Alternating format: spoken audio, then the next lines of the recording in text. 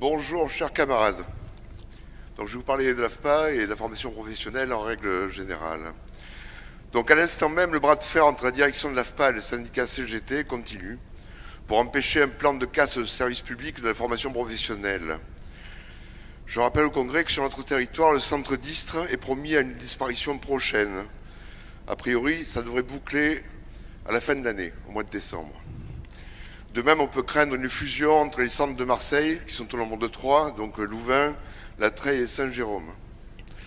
Le maire d'Istres et le député de la circonscription, Pierre d'Arville, donc, se mobilisent efficacement pour empêcher la fermeture d'Istres, mais la question dépasse très largement le cadre du département, mais aussi le cadre de l'AFPA.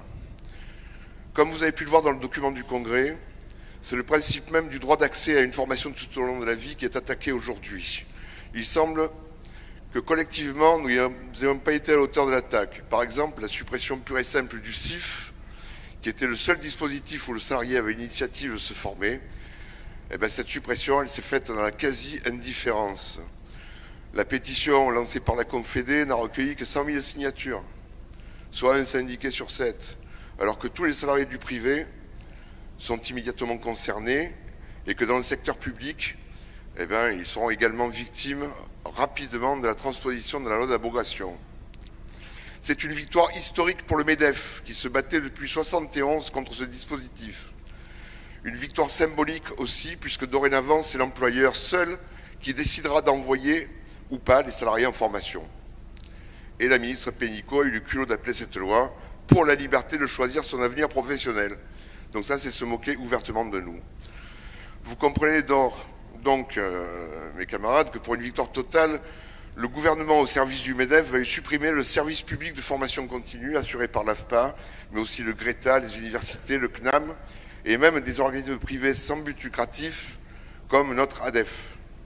Fini l'égalité d'accès, fini l'égalité de traitement, la formation devient une marchandise comme les autres.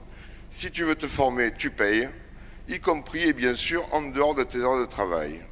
À l'heure actuelle, il ne s'agit plus de se battre entre organismes de formation, mais de faire un front pour que les salariés puissent accéder à la qualification. Car, pour terminer, chers camarades, l'attaque contre l'enseignement professionnel initial et la formation tout au long de la vie, c'est la remise en cause des qualifications. Qualifications qui correspondent à des grilles de rémunération que les anciens avaient gagnées sous l'appellation des grilles parodies. Le patronat, dans sa quête incessante de baisse de salaire, veut faire disparaître la qualification, comme ça, plus besoin de la rémunérer.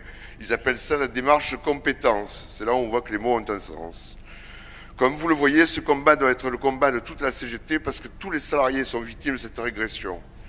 Soyez donc à l'offensive, dans les boîtes, dans les luttes interprofessionnelles, dans les instances, pour défendre l'idée de l'émancipation des salariés par la qualification. Vive le 57e congrès de la CGT, vive la CGT Bouches-du-Rhône et vive la CGT. Merci camarades.